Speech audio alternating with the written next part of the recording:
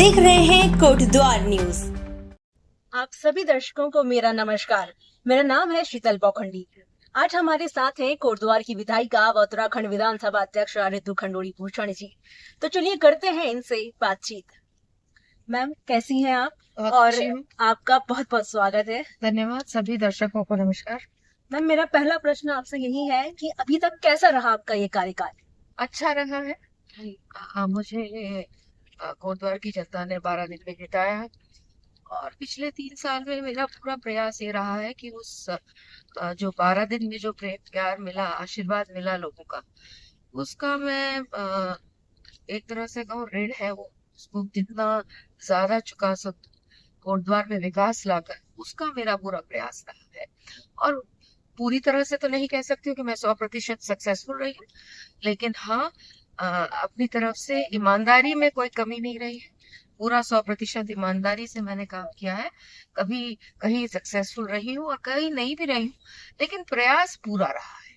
तो एक अच्छा सफर रहा है, जहाँ सीखने को बहुत मिला, लोगों से मिलने को मिला, समझने को मिला, और क्षेत्र में किस तरह से काम कर सकते हैं, आम मानस के जीवन को और सरल कैसे कर सकते हैं, उसके बारे में बहुत कुछ सीखने को। जी, जैसे कि आप जब चुनाव लड़ रहे थे तो आपने जनता से कुछ वादे किए थे, तो उन कितने वादों पे आपने काम किए हैं अभी? देखिए, जब मैं 12 दिन पहले आई चुनाव लड़ने के लिए, तो मन में ये विचार जरूर था कि जैसे हमारे आदरणीय प्रधानमंत्री जी विकास को पटल मानते हैं, मैं भी जनता के पास विकास की बातों को लेकर जाऊं और विकास को प्लेटफॉर्म बनाऊं अपनी बात रखने का। वर्ग धर्म जात से ऊपर उठकर हम लोगों को इस तरह की राजनीति को अब लाना होगा, ये मेरे मन में विचार था। और उसी विचार के साथ करीबन हमने 41 पॉइंट्स किए थे, जिसमें से मुझे आपको बताते हुए खुशी है काफी कुछ हम पूरा कर पाए हैं। चाहे वो केंद्र विद्यालय हो, स्किल के लिए हमने कहा था हम पैरामेडिकल कॉलेज लाएंगे, इसको लेकर आए हैं। नर्सिंग का कोर्स हमने शुरू किया है, इंफ्रास्ट्रक्चर डेवलपमेंट किया है, बस अड्डा हमने ठीक करवाया है। ऐसे बहुत से मेरे प्रॉमिसेस थे जो हम कर पाए हैं, और आगे भी अभी जो बचे हैं, जिसमें से जिला बहुत मुख्य है। कोटद्वार को जिला बनाने की बात भी कही थी और उस पर भी मैं लगातार लगी।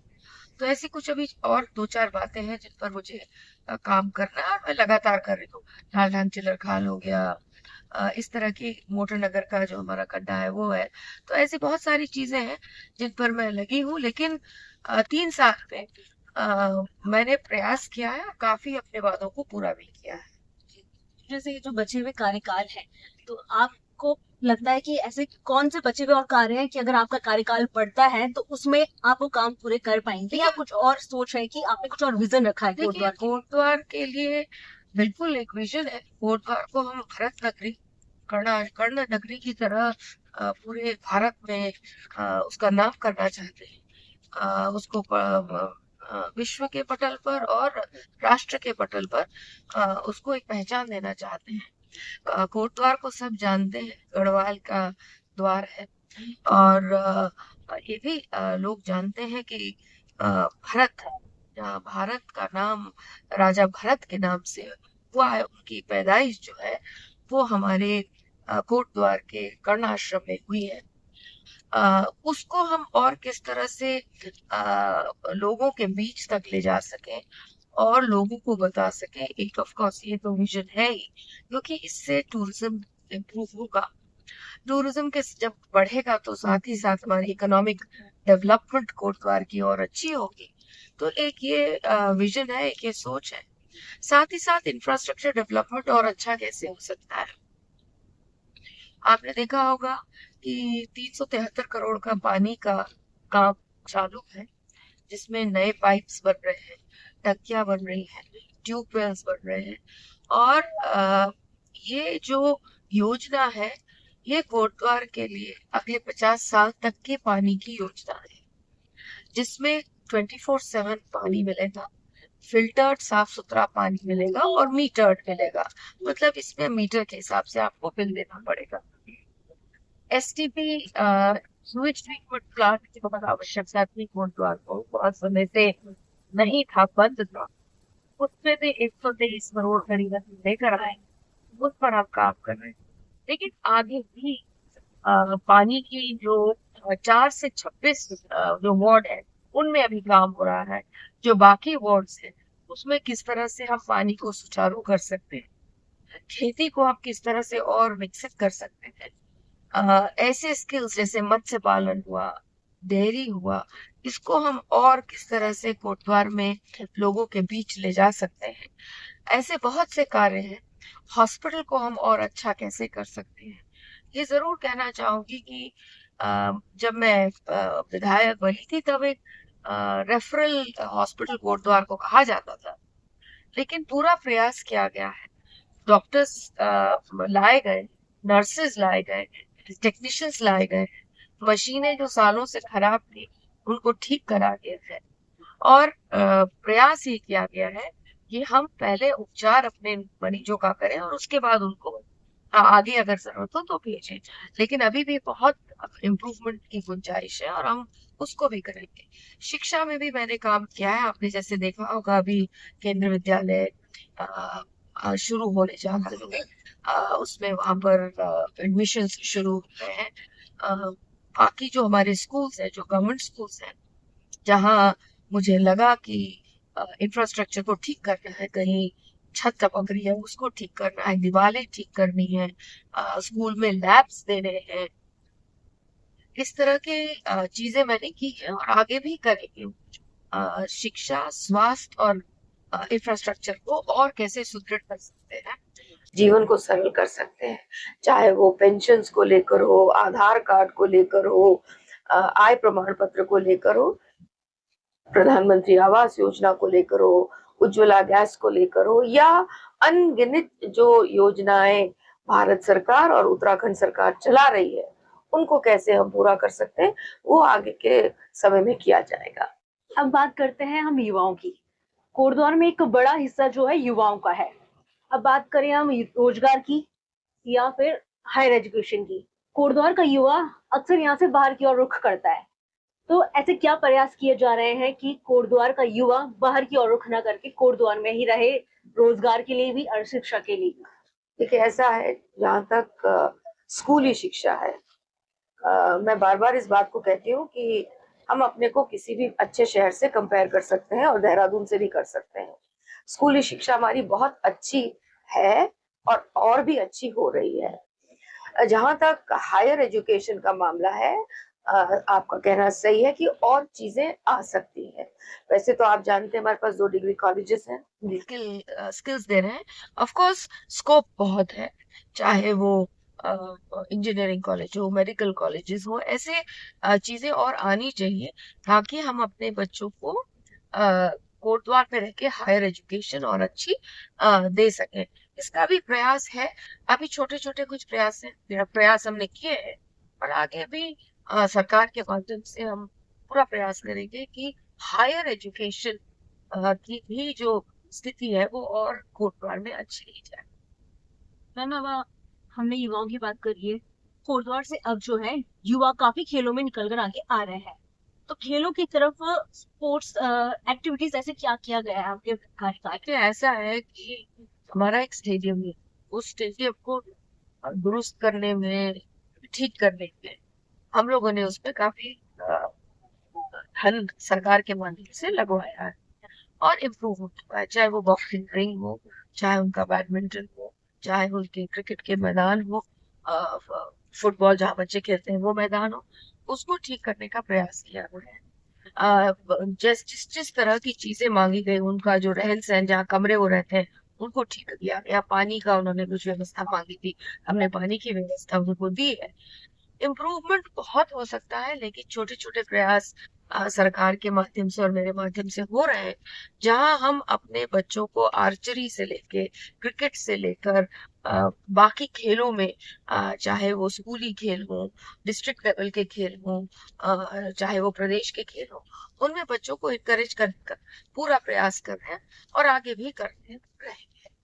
जी, जैसे कि कोटद्वार में जो है मेडिकल कॉलेज की मांग अक्सर जी होती है, जी। तो इस पर क्या कहेंगे आप? देखिए, ऐसा है, मैं बार बार इस बात को कह चुकी हूँ, जब एक जिले में एक ही मेडिकल कॉलेज होता है, ये भारत सरकार का नॉर्म है। और वो मेडिकल कॉलेज इस समय श्रीनगर में है। पौड़ी जिले का जो मेडिकल कॉलेज है वो श्रीनगर में है। इसके बावजूद पिछले 3 साल से मैं पूरी तरह से प्रयास कर रही हूँ, और उसमें मैं उत्तराखंड सरकार का भी आभार व्यक्त करना चाहूंगी। वो भी पूरी तरह से प्रयास कर रहे हैं कि हम पीपी मोड पे या इस तरह से कुछ कार्य कर सके, ताकि लोगों को सुविधा हो सके। उसमें आपने बताना चाहूंगी, शायद अखबार में भी आपने पढ़ा होगा, सेक्रेटरी जो हमारे हेल्थ है, उनके साथ मेरी बातचीत हुई थी, और उनका एक प्रपोजल था कि जो 16वें वित्त फाइनेंस का जो हमारा कमीशन होता है भारत सरकार का, उसमें एक प्रपोजल गया है कोटद्वार से, जिसमें पोस्ट ग्रेजुएट इंस्टीट्यूट, जैसे चंडीगढ़ में है पीजीआई चंडीगढ़, उस तरह का एक पोस्ट ग्रेजुएट इंस्टीट्यूट कोटद्वार में खोला जाए। उसका प्रपोजल अभी उत्तराखंड सरकार में है, और वो भारत सरकार में पहुंचेगा। और मुझे पूर्ण विश्वास है कि सांसद साहब की मदद से, मुख्यमंत्री जी की मदद से वो भी हमें मिलेगा, लेकिन उसमें अभी थोड़ा समय लगेगा। जी कोटद्वार में युवाओं के बीच नशा काफी प्रचलन में है, जी। तो ये कैसे रुकेगा? देखिए, एक तो ऑफ कोर्स पुलिसिंग बहुत टाइट होनी चाहिए। होती भी है, काफी मात्रा में पकड़ा भी जाता है, और जो प्रयास ये होता है कि वो बच्चा ना पकड़ा जाए जो इसमें फंस गया है, और वो उसको पकड़ा जाए जो इन चीजों का आना ले जाना लाना कर रहा है, जो ट्रैफिकिंग कर रहा है उसको पकड़ा जाए। पुलिसिंग चाक चौबंद होनी चाहिए, है भी, प्रयास भी रहता है लगातार। हम कहते हैं कि रेड्स किए जाए, जब हमें कहीं से इंफॉर्मेशन आती है, आम जनता के माध्यम से या जनप्रतिनिधियों के माध्यम से आती है, तो हम पुलिस के माध्यम से वहां रेड भी करवाते हैं। एक तो ये मुद्दा है जहाँ कड़ी से कड़ी सजा मिलनी चाहिए जो पकड़े जाते हैं, ताकि लोगों के बीच में ये खौफ हो कि हम इस तरह की चीज नहीं कर सकते हैं। दूसरी चीज ये है कि स्कूलों में हम लोगों को ये शिक्षा में लाना पड़ेगा कि ड्रग्स लेना अच्छी बात नहीं है। ये बच्चे के संस्कार में पहली क्लास से ये बात हमें बच्चों को सिखानी होगी। ये संस्कार, ताकि उनकी आदत में शुमार हो जाए। संस्कार ही नहीं रहे, आदत बन जाए कि ये गलत चीज है। दूसरी चीज, स्कूलों में बच्चों को खेल के तरफ हमें घुमाना होगा, ताकि वो ये समझ सके कि मेरा शरीर स्वस्थ रखना कितना आवश्यक है। अगर मैं खेलूंगा, अगर मैं खेलना चाहता हूँ, खिलाड़ी बनना चाहता हूँ, या जीवन में आगे चलकर अपने शरीर को स्वस्थ रखना चाहता हूँ, तो खेल आवश्यक है। और अगर खेल आवश्यक है, तो मुझे ऐसी चीजों से बचना होगा जो मेरे शरीर को नुकसान पहुंचा सकते हैं। तो खेल भी एक अच्छा माध्यम है बच्चों को ड्रग्स से दूर रखने का। एक और जो अगली चीज मैं कहना चाहूंगी, घर, माँ, पिता, गुरु है, हम सबका भी कर्तव्य बनता है कि शुरू से हम अपने बच्चे को अच्छी शिक्षा दें। तो घर में इस तरह का वातावरण ना लेकर आए जिससे बच्चा ड्रग्स की तरफ जाए। समय दें बच्चों। बिल्कुल, आजकल के समय में माँ भी काम करती है, पिता तो खैर करते ही है, लेकिन इसका मतलब ये नहीं है कि हम बच्चे को समय ना दें। बच्चों को समय देना आवश्यक है। पैसे से हर चीज नहीं हो सकती। एक मोबाइल, एक लैपटॉप, एक और नया बस्ता, एक और नया जूता, ये कॉम्पनसेट माँ और पिताजी के समय को नहीं कर सकते हैं। और बच्चों को समय देना बहुत आवश्यक है। तो पेरेंट्स से भी निवेदन करना चाहूंगी कि जरूर बैठिए बच्चों के साथ। हफ्ते में कम से कम एक दिन उनके साथ बैठिए, उनसे उनकी परेशानियां पूछिए, उनसे उनके सपने पूछिए, उनसे पूछिए कि वो जीवन में आगे क्या करना चाहते हैं। जितना ज्यादा समय हम अपने बच्चों के साथ स्पेंड करेंगे, शायद जो ये गलत आदतें बच्चों को लगती है वो लगनी बंद होगी। समाज को भी ध्यान देना चाहिए। मुझे याद आता है जब हम छोटे थे, वो कुछ गलत चीज कहीं बाहर करते थे तो माँ या पिताजी तक सब बात पहुंचती थी, और फिर हमें घर में खूब डांट पड़ती थी, मार भी पड़ती थी तब। और अ, समाज जब बताता था, कोई बाहर का व्यक्ति घर में बताता था तो माना जाता था कि सही बोल रहा है। तो समाज को भी जिम्मेवारी है, हम लोगों को भी जिम्मेवारी लेनी होगी। अगर किसी का बच्चा बिगड़ता हुआ दिख रहा है या इस तरफ जाता हुआ दिख रहा है, तो एक सामाजिक तौर पर हमें भी उस बच्चे और उस परिवार के साथ खड़ा होना होगा। और अगर बच्चा चला ही जाता है इस तरफ, तो उसको वापस कैसे लाए, इस पर हम लोगों को प्रयास हाँ। करना चाहिए, ना कि उसको और धकेल दे उस तरफ, उसको ये कहकर कि तुम सुधर ही नहीं सकते हो, या उसको हम और उसकी आदतों का मजाक उड़ाएं, या उसको और डांटे धमकाएं। हर चीज चलनी चाहिए, प्यार, डांटना, धमकाना, समझाना, तब और कैसे बच्चे को वापस ला सके, इन पर प्रयास होना चाहिए। तो मुझे पूरा विश्वास है कि हम जो ये मेनेस मैं कहूंगी पूरी सोसाइटी को बर्बाद कर रहा है, इससे हम अपने बच्चों को बचा पाएंगे। जैसे कि किसी भी क्षेत्र का जब विकास होता है तो पर्यटन और रोजगार को लाने के लिए एक बेहतर सड़कों की बहुत जरूरत होती है। तो सड़कों से ही बात करें, हम सफर में ही है, तो जब एक बेहतर अच्छी सड़क मिलती है तो उस तरफ पर्यटन और रोजगार अपने आप चल के आता है। बिल्कुल। तो सड़कें जो है हमारी, चिल्लाखाल मोटर मार्ग, कोटद्वार नजमाबाद जो रोड है, ये कब तक कार्य इसका पूर्ण हो पाएगा, कितना कार्य शेष है, या किस टाइम तक ये बन के तैयार होगा? देखिए, जो बिजनौर से दिल्ली, बिजनौर और जो ये रोड आ रही है कौड़िया तक आ रही है, नजमाबाद होते हुए कौड़िया तक आ रही है, वो तो आप देख रही बन रही है, 4 लेन वो बन रहा है। और अब काफी तेजी से बन रहा है, स्पीड अप हो गया है। एक बाईपास भी बन रहा है जिसमें हम कोटद्वार शहर को बाईपास करेंगे, वो भी काफी तेजी से बन रहा है।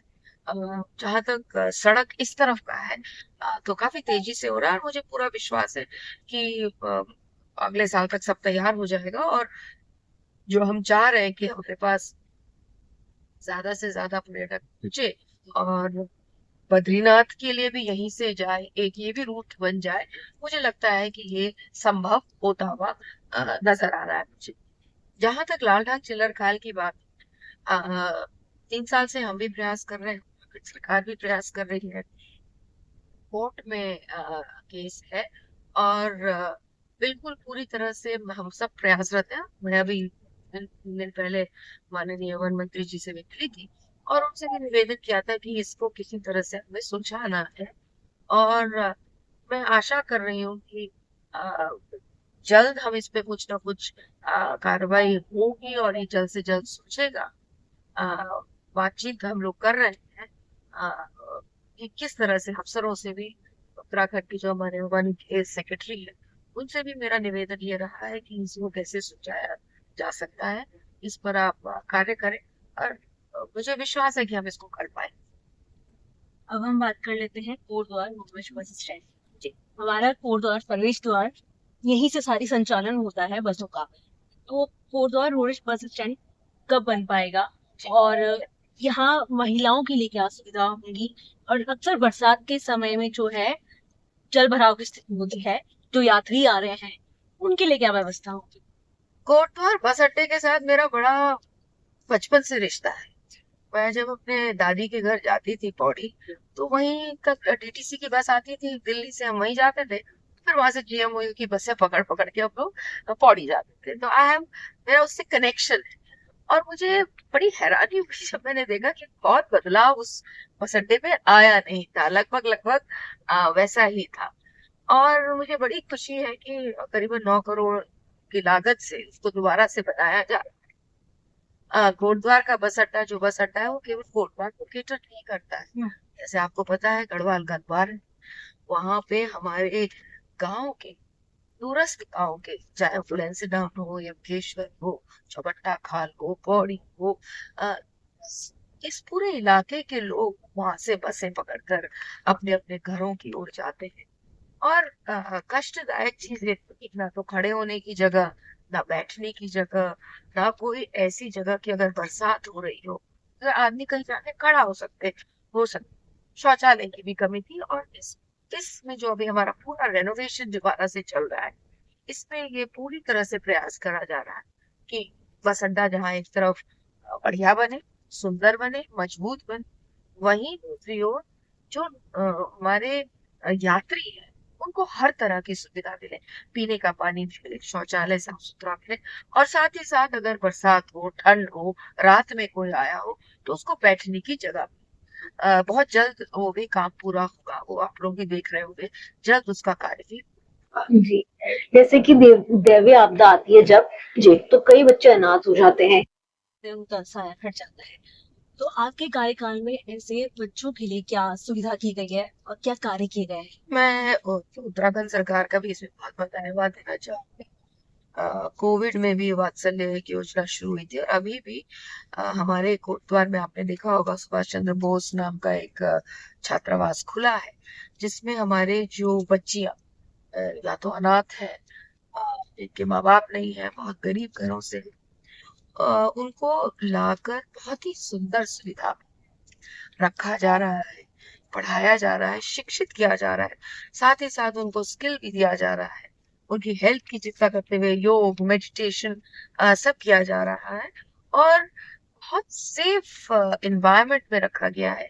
वहाँ जो खाना बना रहे हैं वो उन्हीं बच्चों के घर के या तो माँ है, या उन्हीं परिवार के लोगों को उस परिवेश में रखा गया ताकि हमारी बेटियां सेफ और सिक्योर रहे। तो जब मैं वहां जाती हूँ बहुत अच्छा लगता है, क्योंकि पहले दिन से और आज जो 7-8 1 साल होने जा रहा है, बहुत बदलाव बच्चों में दिखता है, कॉन्फिडेंस बच्चों में दिखता है, और बहुत खुशी होती है ये देखकर कि जहाँ सरकार ये सुविधा दे रही है, शिक्षा की, स्वास्थ्य की, सिक्योरिटी, सेफ्टी, और उसको उसमें बच्चियां बहुत अच्छे से पनप रही है, बहुत अच्छे से खिल रही है, बहुत ज्यादा अच्छा लगता है। और मैं आशा भी करती हूँ कि इस सेफ इन्वायरमेंट से हमारी जो बच्चियां हैं आगे चलकर अपने जीवन को और अच्छा करेंगी। जी, हमने भी वहाँ विजिट किया था, जी। तो हमने देखा छात्रावास में वाकई में बच्चियां बहुत खुश हैं, पढ़ रही हैं, एक्टिविटी एंजॉय कर रही हैं। बिल्कुल तो वो मुझे लगता है कि बहुत अच्छा प्रयास किया गया है। जी।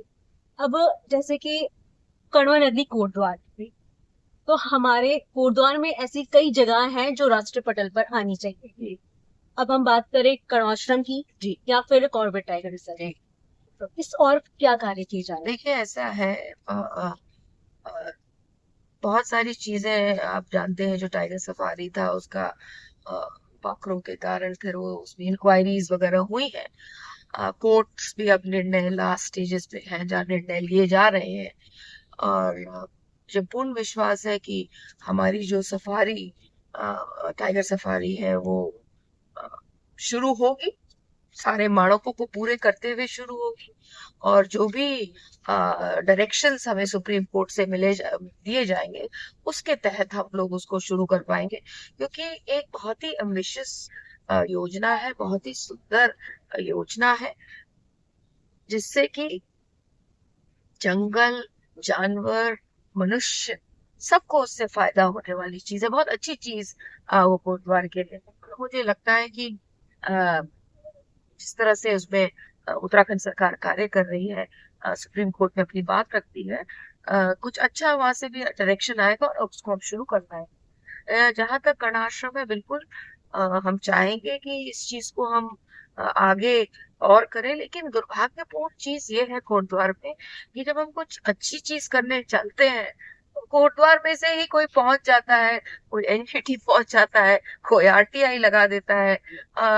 आप लोग जानकारी रखते हैं कि कर्ण आश्रम में 20 करोड़ से ऊपर पैसा आया था, वो वापस भेजना पड़ा क्योंकि कोई महानुभाव कोटद्वार के चले गए कि जी ये क्यों हो रहा है, झील क्यों बन रही है। तो हमें ये भी देखना होगा, आपस में हमें ये समझना होगा कि विकास करने का कार्य जहाँ एक तरफ सरकार का है और दूसरी तरफ जनता का भी, उनको भी कंधे से कंधा मिलाकर चलना होगा। और कोई भी जनप्रतिनिधि, कोई भी सरकार कभी भी कोई गलत काम नहीं करने चाहेगी, वो चाहेगी कि हम अगर जंगल है उसके साथ समन्वय, कोऑर्डिनेशन के साथ हम काम करें, वो चिंता जंगल की भी करें, जानवर की भी करें, और किस तरह से मनुष्य और इन सब का कोऑर्डिनेशन करके हम अच्छा कार्य कर सके।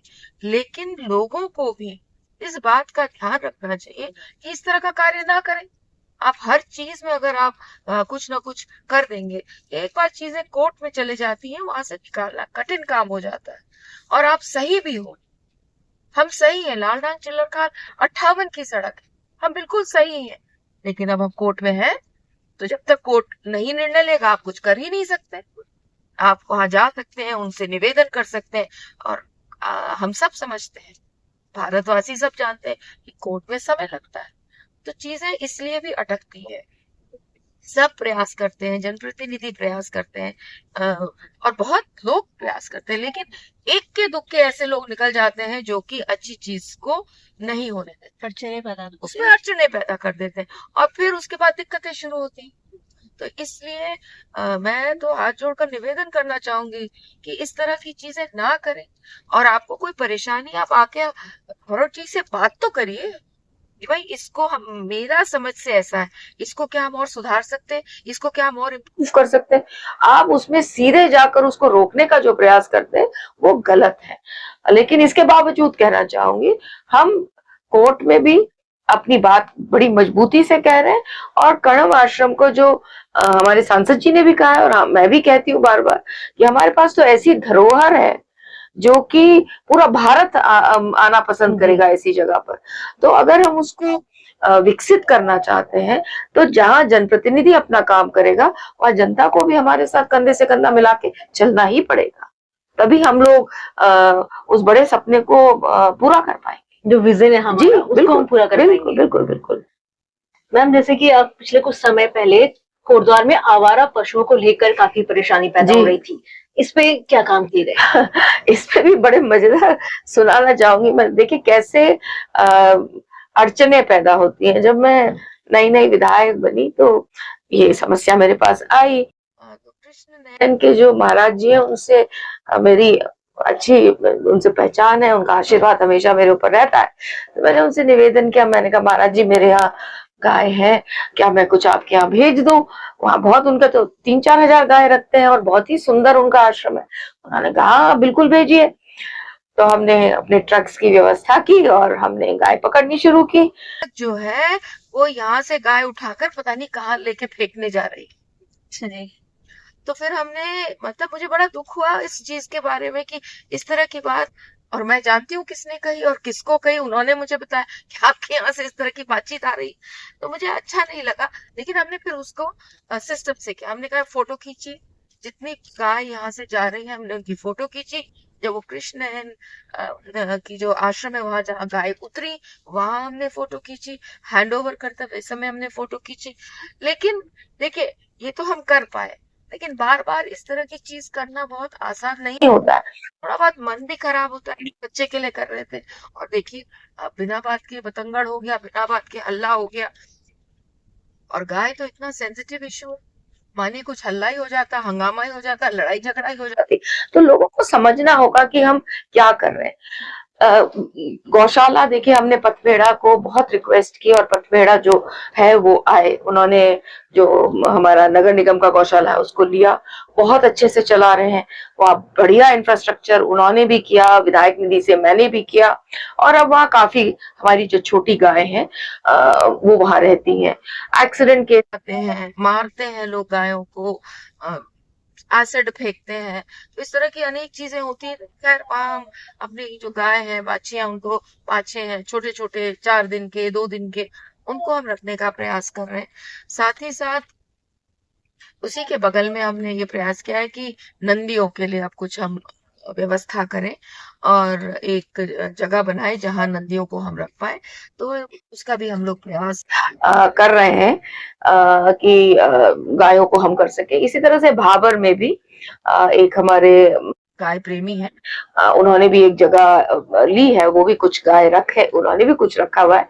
और अब तो सरकार ने भी कहा है, सरकार ने कहा है कि हम 60% देंगे, आप 40 लगाइए, और अगर आप गौशाला खोलना चाहते हैं तो हम आपको उसमें इंफ्रास्ट्रक्चर डेवलपमेंट में भी हम मदद करेंगे।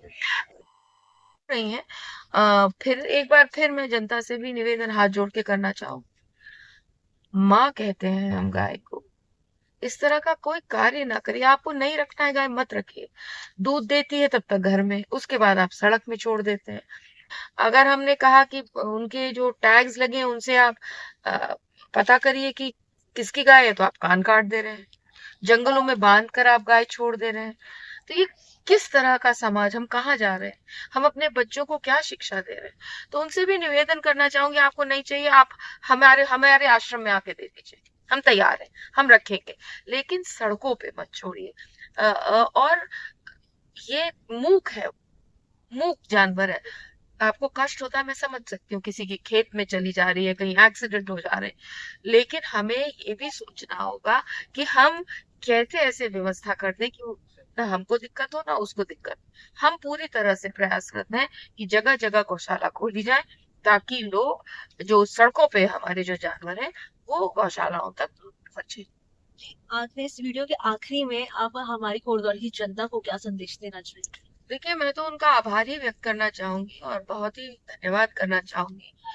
12 दिन में ना मुझे जानते थे ना पहचानते थे, मेरे पिताजी को अवश्य जानते थे। लेकिन उन्होंने मुझे जिताया और मैंने पूरा 3 साल में प्रयास किया है कि मैं अपनी तरह से जो भी उन्होंने मुझे कहा है उसको पूरा करने का प्रयास किया है। चाहे वो विधायक निधि से हो, जिला योजना से हो, खनिज न्यास से हो, राज्य सरकार से हो, मालन पुल पे 26 करोड़ की बात हो, 18 करोड़ की सड़क हो, 3-3 छात्रावास बन रहे हैं, स्कूलों में 3-4 करोड़ का मैंने विधायक निधि से चीजें ठीक कराई हैं। इस तरह से बहुत सारे छोटे बड़े काम रखे और आगे भी करने हैं। कलाल घाटी कड़ा आश्रम मवाकोट का जो पुल अब नया बनना है, उस पर हम लोग काम कर रहे हैं, लाल डाक चित्रकार।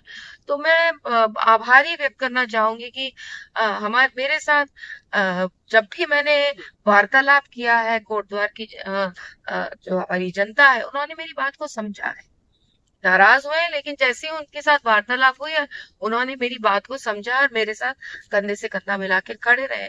मैं तो उनका आभार व्यक्त करूंगी और उनको आश्वस्त करना चाहूंगी कि आगे भी ईमानदारी से पूरी तरह से प्रयासरत रहूंगी कि कोटद्वार में विकास हो, कोटद्वार आगे बढ़े और सशक्त हो और शिक्षित हो और स्वस्थ हो। उम्मीद है आप अपने इस शेष कार्यकाल में ज्यादा से ज्यादा कार्य कोटद्वार की जनता के लिए कर पाएंगे। बहुत धन्यवाद। बहुत धन्यवाद। नमस्कार।